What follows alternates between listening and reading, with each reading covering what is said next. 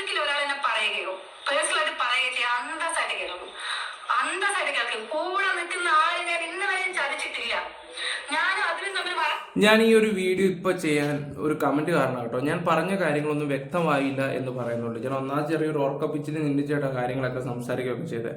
ചില വീഡിയോസുകളിൽ എനിക്ക് അങ്ങനെ കുറച്ച് വിഷയങ്ങളൊക്കെ ഉണ്ടായിട്ടുണ്ട്. ചില പേഴ്സണൽ ഇഷ്യൂസ് കാരണം ഞാൻ കുറെ ഓക്കെ അല്ലായിരുന്നു കുറെ നാളായിട്ട്.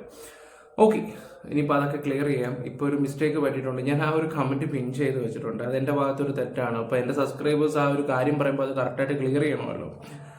ഓക്കെ, അപ്പോൾ അതുകൊണ്ടാണ് ഞാൻ ഈ ഒരു വീഡിയോ ഒന്നും കൂടെ ചെയ്യുന്നത്. വ്യക്തമാവാൻ വേണ്ടി മാത്രമാണ്. ഞാൻ എന്തായാലും കാര്യത്തിലോട്ട് വരാം. ശ്രീതു പറയുന്ന ഈ വിഷയങ്ങളൊന്ന് കേൾക്കാതെയും.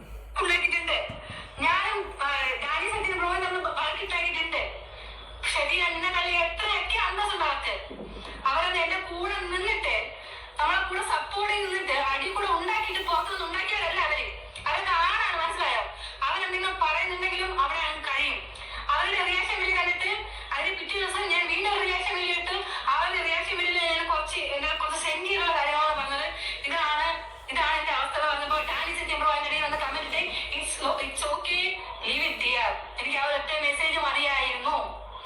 മനസ്സിലായത് നിങ്ങൾക്ക്? നമ്മൾ പബ്ലിക്കിൽ എന്തൊക്കെ ഒന്ന് അടി വെച്ചാലും ആ ഒരൊറ്റ പേരുണ്ടല്ലോ അവരുടെ ഭാഗത്ത് നിന്നും എന്നെ നല്ല രീതിയിൽ തെറി വിളിച്ചിട്ടുണ്ട്. നല്ല രീതിയിൽ സംസാരിച്ചിട്ടാണ്. ഞാൻ അതിന് വേണ്ടിയിട്ട് ഞാൻ റിയാക്ട് ചെയ്തിട്ടുണ്ട്. പക്ഷേ പേഴ്സണലി ഒന്നും തന്നെ ഇല്ല ഷബീന. നിന്നെക്കാളും എത്ര ക്വാളിറ്റി ഉള്ള വ്യക്തികൾ തന്നെയാണ് അതിലും ഡാനിസത്തിനും അവരെ ഗ്യാങ്ങും എന്ന് പറയുന്നത് 100% ഞാൻ അടിച്ചടിച്ച് പറയുന്നു. അതിനുവേണ്ടി നീ റിയാക്ഷൻ വീഡിയോ ഉണ്ടാക്കിയിട്ട് വാ, ബാക്കി അപ്പം കാണാം.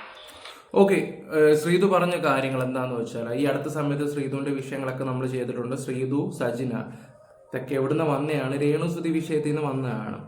ഇവിടെ ഇവർക്കെതിരെ വീഡിയോ ചെയ്യുന്ന വ്യക്തികൾ എന്ന് പറഞ്ഞാൽ ഞാൻ ചെയ്യുന്നുണ്ട്, അതിലു ചെയ്യുന്നുണ്ട്, ഷഫീന ചെയ്യുന്നുണ്ട്, മാസ്റ്റർ മൈൻഡ് മനു ചെയ്യുന്നുണ്ട്, വിവി ചെയ്യുന്നുണ്ട്, ബിച്ചുചേട്ടൻ ചെയ്യുന്നുണ്ട്, ദേവ് ടോക്സ് ചെയ്യുന്നുണ്ട്. അങ്ങനെ ഒരുപാട് ആൾക്കാരെടുത്തിട്ട് റിയാക്ഷൻ ചെയ്യുന്നുണ്ട്. ഇവരുടെ വീഡിയോ നല്ല രീതി റിയാക്ഷൻ ചെയ്യുന്നുണ്ട്. അപ്പോഴാണ് ആ ഒരു പയ്യൻ്റെ ഒരു വിഷയം വരുന്നത്. അവൻ ഈ രേണുവിൻ്റെ കോണ്ടന്റ് എടുക്കുന്നതാണ്.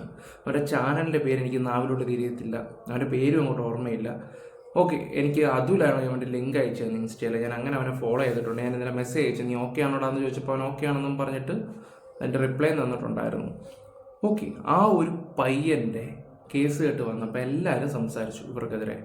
പക്ഷേ അതിൻ്റെ ഇടയിൽ കുത്തിത്തിരിപ്പുണ്ടാക്കിയ ഒരു വ്യക്തിയാണ് ഷഫീന ബീവി.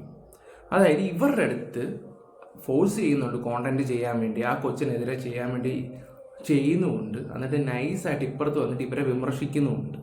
ഇത് ഇവരുടെ പഴയ ഒരു സ്വഭാവം. പഴയല്ല, പണ്ട് മുതലേ അവരിങ്ങനെ തന്നെ. ഈ ഒരു വൃത്തിയായിട്ട സ്വഭാവം മാറിയാലേ ഈ തള്ള നന്നാവത്തുള്ളൂ. നമ്മളെ കൊണ്ട് ഓരോ കാര്യങ്ങൾ ചെയ്യിപ്പിക്കുക. ഇപ്പം എനിക്ക് പണ്ടൊരു ഹെൽപ്പ് ചെയ്ത് തന്നിട്ടുണ്ടായിരുന്നു. എൻ്റെ ചാനലിന് സ്ട്രൈക്ക് കിട്ടിയിട്ടുണ്ടായിരുന്നു. ആ സമയത്ത് വന്ന് ഹെൽപ്പ് ചെയ്ത്. അപ്പോൾ ഇവർ അണ്ടറിൽ നിൽക്കണമല്ലോ.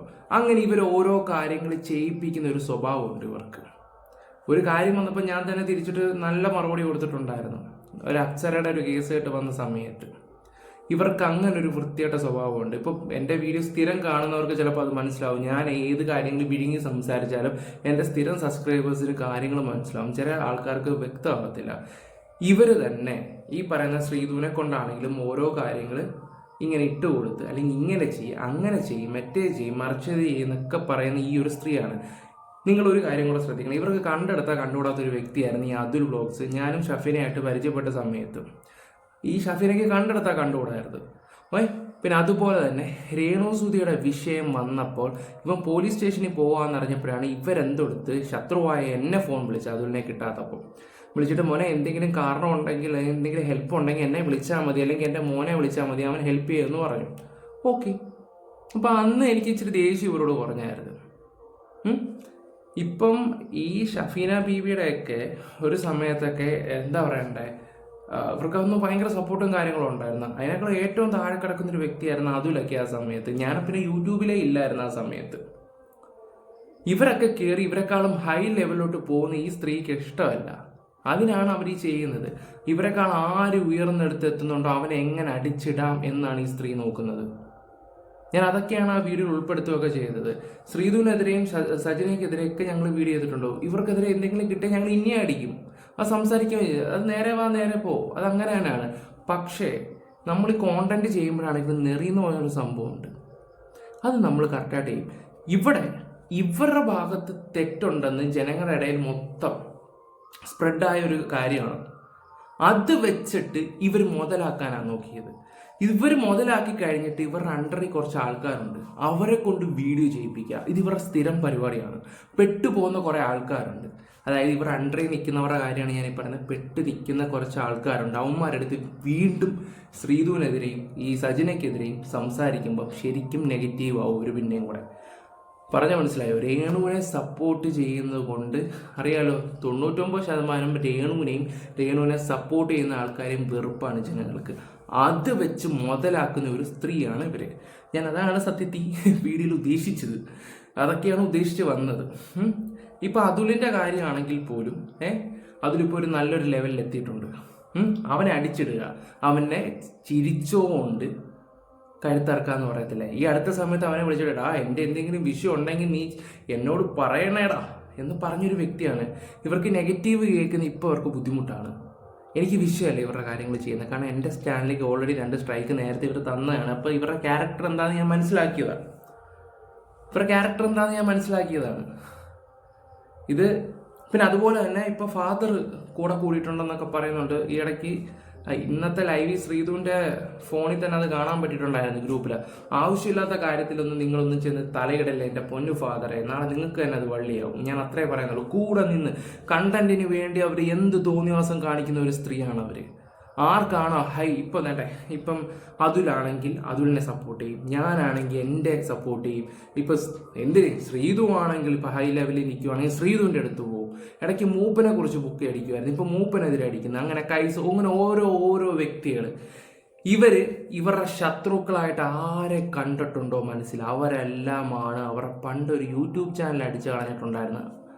എല്ലാവരോടും അങ്ങനെയാണ് ഇവർ പ്രസൻറ്റ് ചെയ്തത്. അവൻ എൻ്റെ യൂട്യൂബ് ചാനൽ കളഞ്ഞു, ഇവൻ എൻ്റെ ഇങ്ങനത്തെ ഒരു സ്ത്രീയാണ് ഇവർ. ഞാൻ പറഞ്ഞു മനസ്സിലായി. ഈ ഒരു വിഷയത്തിൽ ശ്രീധു നിരപരാധിയാണ്, ഉറപ്പിച്ചോ. ഇത് ഇടയിൽ കൂടെ കളിച്ചത് മൊത്തം ഇവരാണ്. പിന്നെ ആ കൊച്ചൻ്റെ കേസ് കേട്ട് ഇലയ്ക്കും മുള്ളിനും കേടില്ലാത്ത രീതി അവിടെ വിളിച്ച് സംസാരിച്ചത് അതുലാണ്. കേസും മക്കാണുമായിട്ട് പോവണ്ട എന്നുള്ള രീതി അതുലാണ് സംസാരിച്ച്. നമ്മൾ സജിനയ്ക്കും ശ്രീധുവിനും ആർക്കും ഒരു പ്രശ്നമില്ലാത്ത രീതിയിൽ പോകും. ഇവർ നല്ല രീതിയിൽ കളിക്കുന്നുണ്ട്. ഇവർക്ക് കോണ്ടന്റ്, ഇവർക്ക് ക്രെഡിറ്റും വേണം ഈ ഒരു സ്ത്രീക്ക്. ഒലീവിയ വിഷയം ഒന്നും കൂടെ ഞാൻ നിങ്ങളെ പറയാം. ഒലീവിയ വിഷയത്തിൽ ഷഫീന ബീബിയാണ് മൊത്തം കളിച്ചത്. ആ ഒരു കാര്യത്തിന് വേണ്ടി അതുൽ അവിടെ പോയി സെറ്റിൽ ചെയ്യാൻ വേണ്ടി പോയി. അതും അവിടെ പെൺകുട്ടികൾക്ക് വേണ്ടി അവൻ അവിടെ ചെന്ന് A-to Z കാര്യങ്ങൾ സംസാരിച്ചു. അതിലെല്ലാം സംസാരിച്ച് ക്ലിയർ ചെയ്ത് സിബി എന്ന് പറയുന്ന ആ വ്യക്തിയുണ്ട്, അവിടുത്തെ അച്ചുവിൻ്റെ ഹസ്ബൻഡ്. ഓക്കെ, നീ അവരെല്ലാവരെയും വിളിക്കും, ഇപ്പം തന്നെ എല്ലാം കൊടുത്ത് തീർക്കാം. ആ പെൺകുട്ടികൾ അതിൽ വിളിച്ചപ്പോഴത്തേക്ക് ദേ കിടക്കുന്നു, അവൾമാർക്ക് വരാൻ വയ്യ. ഷഫീനെ പറഞ്ഞു വരണ്ടാന്ന്. പോയി കഴിഞ്ഞാലോ ആ പ്രശ്നം അവിടെ സോൾവ് ആവും, ക്രെഡിറ്റ് മൊത്തം അതുലിന് കിട്ടുമെന്ന് അറിഞ്ഞപ്പോഴത്തേക്ക് ഇപ്പോഴും ആ കേസ് നടക്കുകയാണ്. അങ്ങ് ഇടുക്കിയിലും അവിടെ ഇവിടെ കിടക്കുന്ന പെണ്ണുങ്ങൾ ഇപ്പോഴും അതിൻ്റെ കേസിൻ്റെ പുറകെ പോവാം. അന്ന് അതുല് പറയുന്ന കൂട്ട് കേട്ടായിരുന്നെങ്കിൽ ആ ഒരു കേസും ഇതായിപ്പോയനെ. ഷഫീനയ്ക്ക് ക്രെഡിറ്റ് വേണം. അതിനു വേണ്ടി ഏത് ലെവലും ഏത് പരിപാടിക്കും അവർ പോയിരിക്കും. അതാണ് ഞാൻ സത്യത്തിൽ ഈ വീഡിയോയിലൊക്കെ പറയാൻ ഉദ്ദേശിച്ചു വന്നത്. പക്ഷെ എവിടെയോ എന്തൊക്കെയോ. പിന്നെ അതിൻ്റെ ഇടയ്ക്ക് ഞാൻ ആ പാതി കട്ട് ചെയ്ത് ഞാൻ എണ്ണിച്ചു പോയി. എൻ്റെ കണ്ണിന് ചെറിയൊരു പ്രശ്നം ഉണ്ടായിരുന്നു. പിന്നെ ഞാൻ കണ്ണാടി വെച്ചിട്ടാണ് വന്നിരുന്നത് മുഖമൊക്കെ കഴിയിട്ട്. അപ്പോൾ ആ ഒരു ഫ്ലോ അങ്ങ് പോയിട്ടുണ്ടായിരുന്നു. അപ്പം എൻ്റെ വീഡിയോ കണ്ടാർക്കെങ്കിലും ഒരു ബുദ്ധിമുട്ട് തോന്നിയിട്ടുണ്ടെങ്കിൽ ഞാൻ നിങ്ങളോട് ക്ഷമ ചോദിക്കുന്നത്. അടുത്ത വട്ടം സ്ക്രിപ്റ്റ് എഴുതി വരാം, അതായിരിക്കും നല്ലത്. കറക്റ്റ് പോയിന്റ്സ് പറഞ്ഞാൽ പോരെ. അപ്പം ഗൈസ്, കൂടുതലായിട്ട് ഞാനൊന്നും സംസാരിക്കുന്നില്ല. Bye, love you all guys.